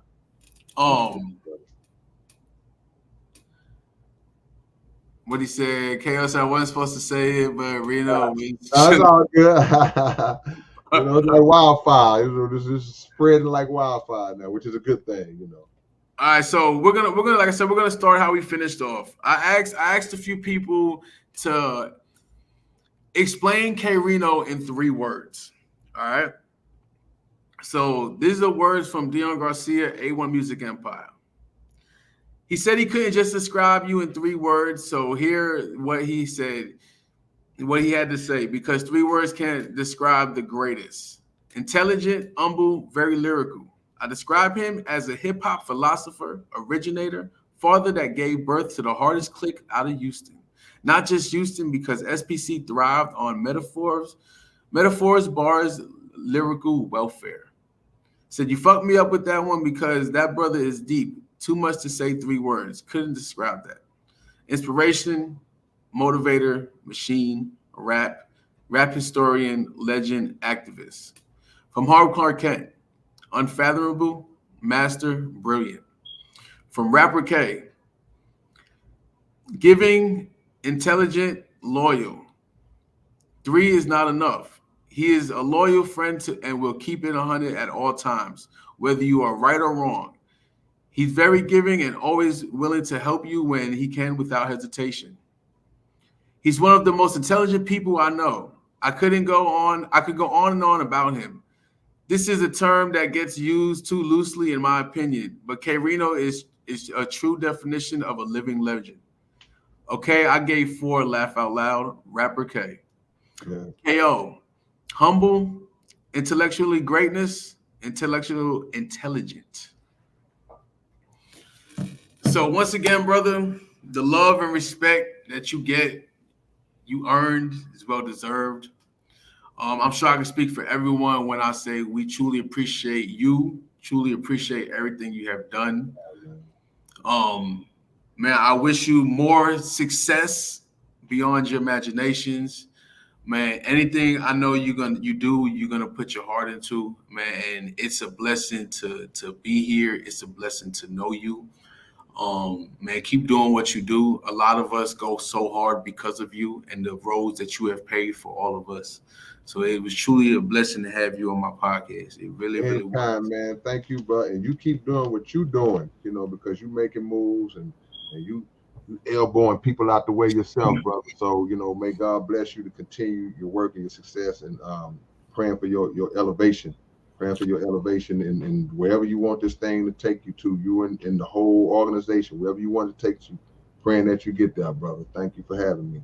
Man, I appreciate it. And we're gonna go ahead and let you go. I'm gonna run this song because I usually don't do this either, but I think this is the perfect song right here. It's called All About the Culture Anthem. Y'all check it out. Man, we truly appreciate everybody. This is your boy Reckless Talk with the Reckless Talk Podcast, Reckless Talk Sports Podcast, Reckless Talk Management and Promotions, A1 Music Empire, Houston City Beat. We are the storytellers of Houston. Episode 138 is a wrap with the legend, the wizard, the GOAT, the man of the hour. K-Rino is a rap, man. We truly say it's Fat Boy out there boot, man. Lake City shit. You know what I'm saying? Killer Clan shit. Stack pack business. We doing something a little different right here. You know what I'm saying? Together we are strong people.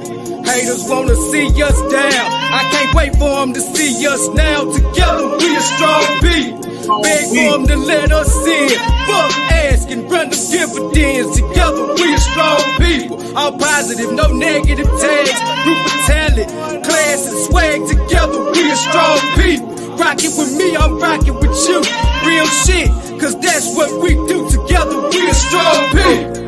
To where the solid congregate, where we only keep it real and we do despise fake. No hater allowed zone, and we enforce it strong. If you on that bullshit, you can get the fuck on. If it's about a bag, expect us to endorse it. Slide on contact, watch how our human resource it. AADC, but we ain't a rock band. Legends and artists trying to get funds in our hands. Multi-talented and versed in a righteous fashion. Out the gate, we create no beginner action. Triggered and loaded, pin filled to the brim. This song alone will say why we not one of them. Ex-trapper, not a rapper, wordplay. I got 'em, not actor, check starter. Make me get extra, building a team of men with needs met.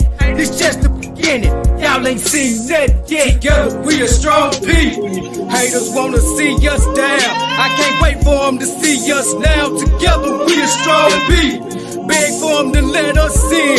Fuck asking, run them dividends. Together we are strong people. All positive, no negative tags. Group of talent, class and swag. Together we are strong people. Rockin' with me, I'm rockin' with you. Real shit, cause that's what we do. Together we are strong people. 12:29 when it began. After Big Pokey passed, the group started to expand. Started off with just 3, now we 15,000. Niggas talk a lot of shit, but they just be mouthing. We be actual bosses, sucker, yeah, we been some bad niggas. We be at the office fucking with them Killer Clan niggas. On the clock, niggas know I straight slaughter on the beat. We got Fat Boy in this bitch and K Water on the beat. Headquarters Lake Charles operating in Houston. Mister, I'm just being honest, you a native to Houston. Out that Bama, it's a party when you make it to Houston. If you not promoting in our group, then what are you doing? Anybody step to me, I'ma give them the blues. Cause a 7-foot nigga couldn't fit in my shoes. Y'all can have the leftovers, y'all some buzzers and vultures. When you see us holler all about the culture. Together we a strong people. Haters wanna see us down. I can't wait for them to see us now. Together we a strong people. Beg for them to let us in. Fuck asking, run the dividends. Together we a strong people. All positive, no negative tags. Group of talent, class and swag. Together we a strong people. Rockin' with me, I'm rockin' with you. Real shit, cause that's what we do. Together we a strong people. Hey, huge shout out to Bad Boy, High Park Kid, K-Water, you did your motherfucking shit right here, nigga. All about the culture, the anthem. You know what the fuck going on? Say it's Fat Boy out there boot, man. Lake City shit. Oh shit. Oh shit. Man, it is a wrap, guys. We are out of here. Hold on, let me we still got people commenting. I'm gonna get to y'all right now. Let me get this off my screen. Give me 1 second. Boom. There we go. Man, that was a dope interview, man. I appreciate everybody that came through and rocked with us. Yo, Rapper K, man, I appreciate you, man. Another legend in the building, bro. I truly, truly appreciate you, my guy. I'm going to give you a call, man, so we can see about that show we was talking about earlier. Yo, big shout-outs, Fat Boy. Yo, rest in peace, Delonte, man. That's my guy, man. Your name will never be forgot. Your legacy will never be forgot, my guy. I promise you that. For real. Big shout-outs, K Water. For real, for real. Together we are stronger and can break down doors. Big time facts. My guy, my brother, my mentor, Dion Garcia, A1 Music Empire. Man, I appreciate that, Fat Boy. For real, for real. Appreciate that, Monica. Man, I do it for the people.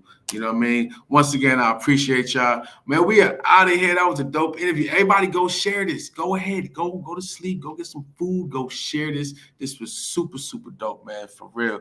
I appreciate every single one of y'all. Big shout out to our sponsors. Greatest root beer on earth. Otto's Root Beer, brewed in Huntsville, Texas by Brew Nation. Always support local. J-Rack Distribution and LLC. Without you guys, we couldn't get our amazing root beer.